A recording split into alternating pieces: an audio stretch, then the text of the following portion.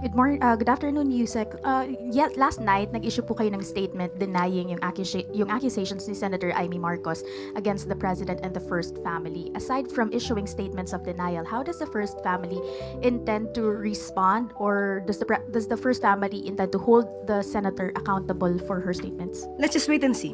As of now, we do not have any plan of making any legal action against her. So let's just wait.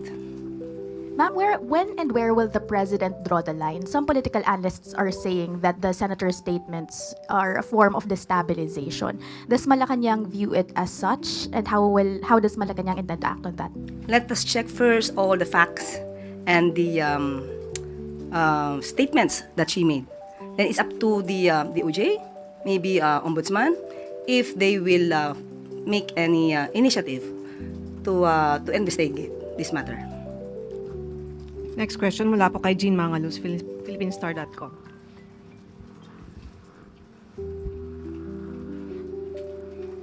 Good afternoon. So the shakeup with the economic managers comes in the last stages of the budget deliberations. How will this affect the 2026 budget? And does the palace think that these reassignments are enough to restore the people's trust in the budgetary process? Well, maybe it may be an issue, but we were able to talk to Secretary Go, and according to him, any reassignments of the cabinet members to the OF and DBM, they are all the same people who work on the budget, who work on the finance. So there will be no problem with that. So can we assure the people of a timely passing of the budget, Timely passing of the 2026 budget? yes, there will be. They are working on that. Sunod na tanong mula po kay Bella Carriazo, Philippine Star. Good afternoon, ma'am. Ma'am, yung mga kaalyado po si Vice President Sara Duterte na nananawagan ng pagre-resign na ni Pangulong Marcos. So magiging option ba ito ng Pangulo? At categorical po na maaari niyo pong sabihin na hindi kailangan magre-resign ng Pangulo? Kanino pong supporter ulit? Vice President Sara Duterte. So kailangan pa po bang i-memorize ito?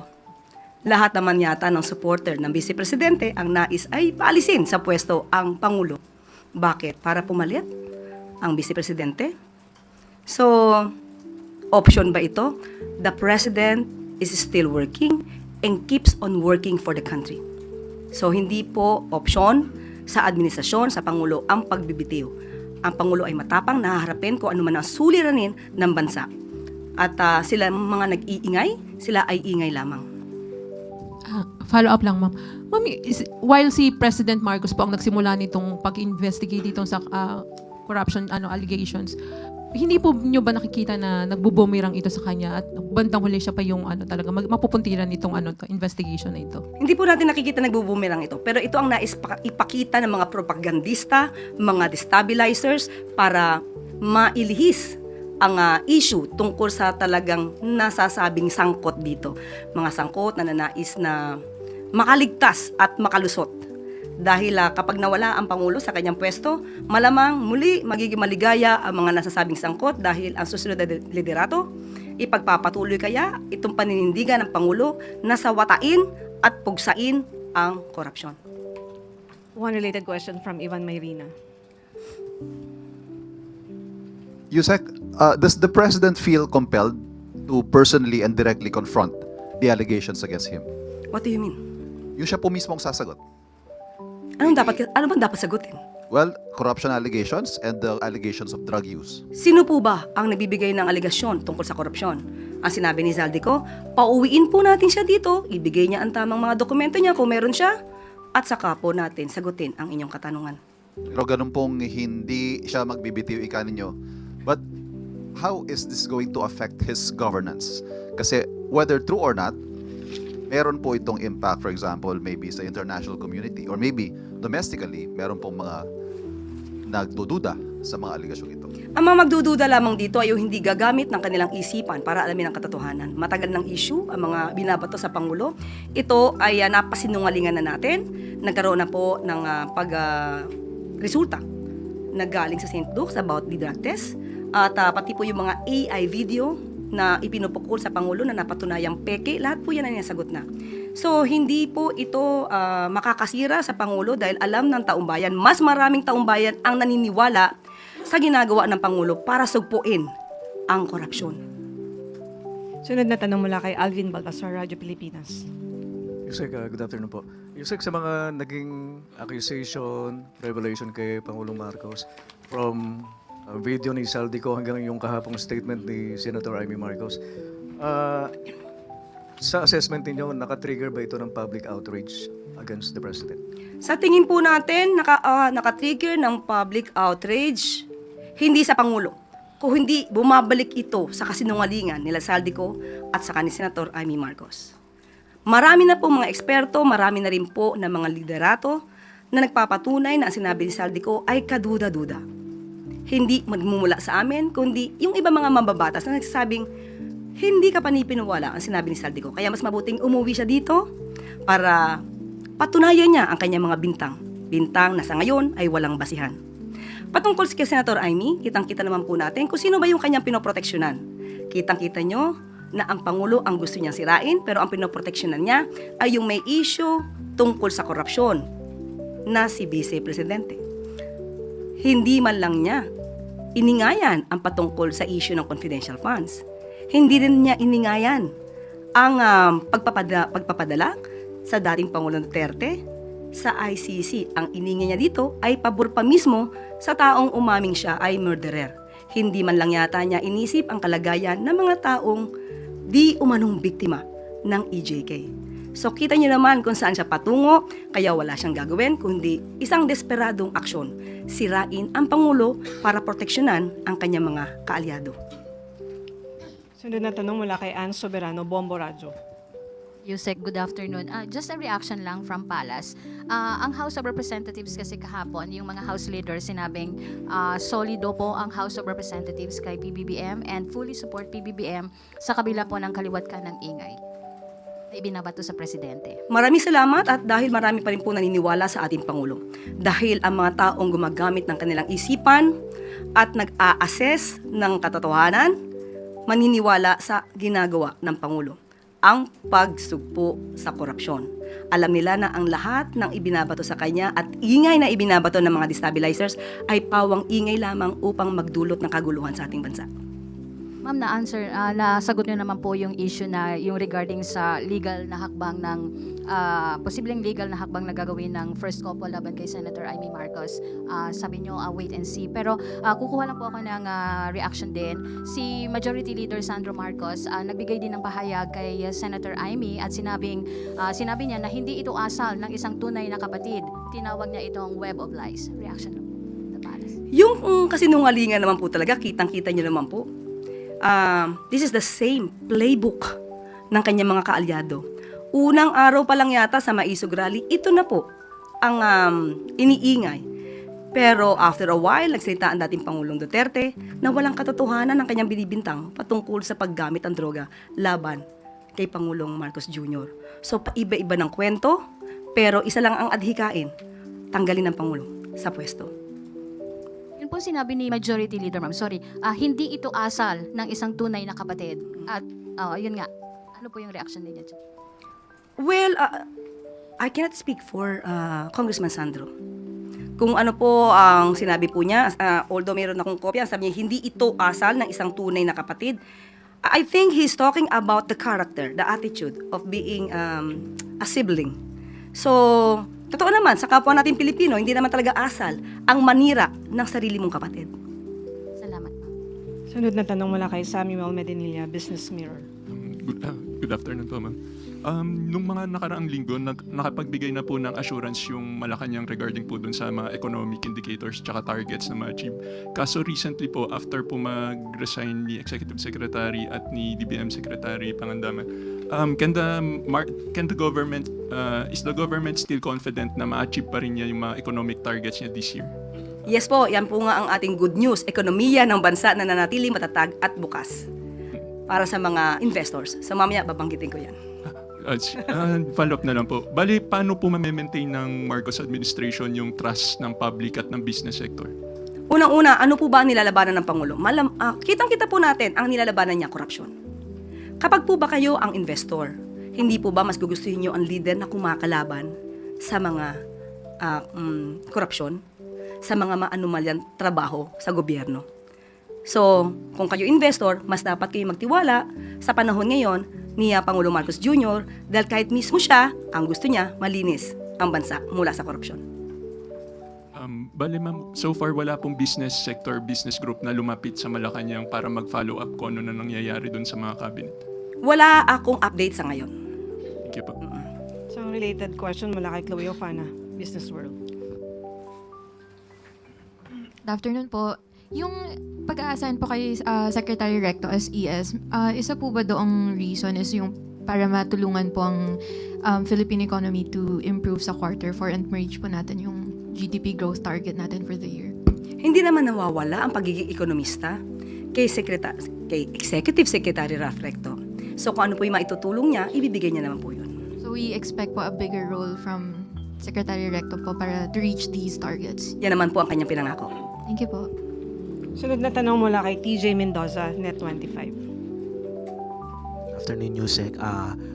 What do you think po, banat nga po ba o pagmamahal po ng isang nakakatandang kapatid yung ginawang statement po ni Senator Amy Marcos kagabi? And do you think she has a legal basis or batayan dun sa kanyang mga statement na even during the president's teenage years ay gumagamit na siya ng droga?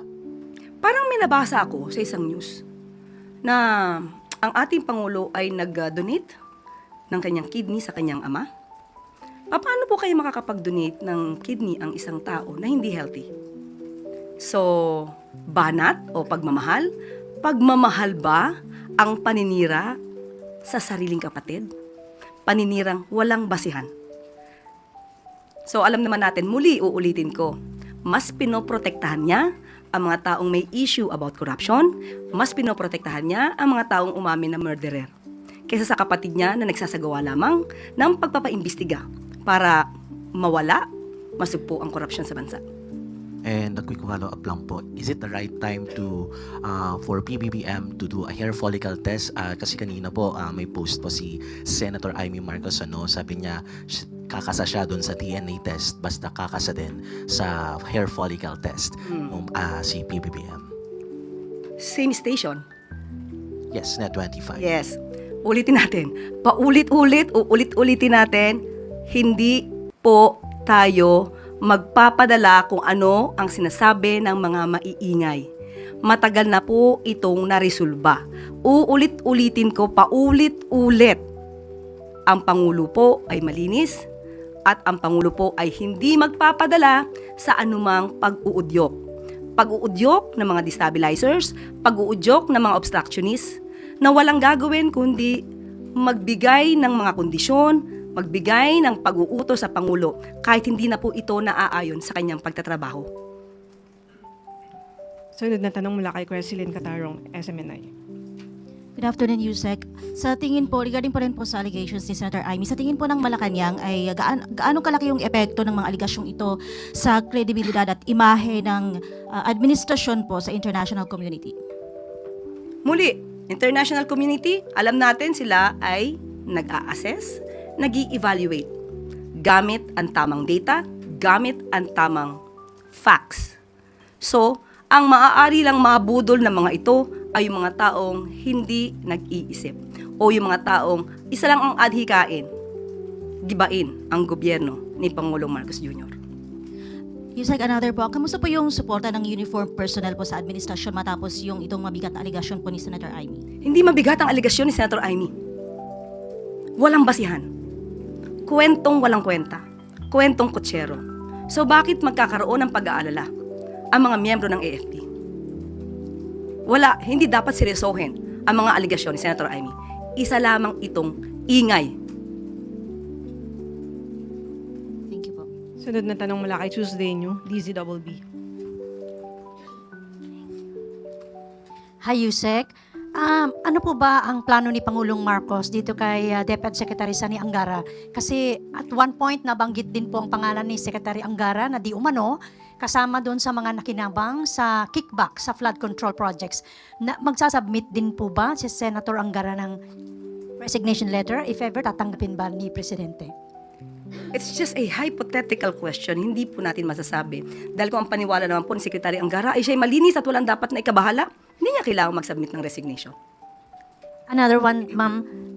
Mayroon na pong mga impormasyon na si DepEd Undersecretary Trig V. Olivar ay nakasama rin pong napangalanan dito sa flood control mess. Nag-submit na raw po ng courtesy resignation. Natanggap na po ba ito ng OP or OES? Sa ating pagkakaalam, tinawagan po mismo natin si Yusek Trigiv at siya po daw ay nagbigay ng kanyang resignation letter. Kahapon. Tinanggap na po ito? Kahapon pa lamang po. So, hindi pa po tinatanggap? Hindi po natin alam kung nabasa na po ng Pangulo, pero pinadala na po kahapon. Okay, salamat po. One related question from Katrina Domingo. Ma'am, you mentioned on Secretary Angara na kung ang paniniwala niya siya ay malinis, hindi niya kailangan mag-submit ng resignation. Following the same logic, applying it to former Executive Secretary Lucas Bersamin and former Budget Secretary Amina Pangandaman, bakit po magkaiba yung application ng logic or ng treatment doon sa tatlong sekretarya? Does it imply that the former ES and the former Budget Secretary may somehow have a sliver of doubt in terms of their integrity, unlike Secretary Angara? Liwanagin natin. Wala pong pagkakaiba. Ang dalawa po, si Executive Secretary at si Secretary Mina ay voluntaryong nag-resign out of delikadesa at gusto nila kung magkakaroon man ng investigasyon ay malayang magkakaroon ng investigasyon. Ang Sekretary Sani Angara, wala naman po siyang voluntaryong pag-resign. At ang sabi po natin, kahit po nag-resign si ES Lucas Bersamin at si Secretary Mina, nandun pa rin po ang tiwala ng Pangulo sa kanila. Even out of delicadeza? Secretary Sani Angara, I think that the question should be thrown at the Secretary Angara. Huling tanong mula kay Bettina Unite, Manila Bulletin. Ma'am, you earlier mentioned po that the government would provide protection to Saldico po if he comes home and testify po. Is this confirmed, and kung anong klaseng protection po yung ibibigay ng gobyerno po? Again, what is confirmed?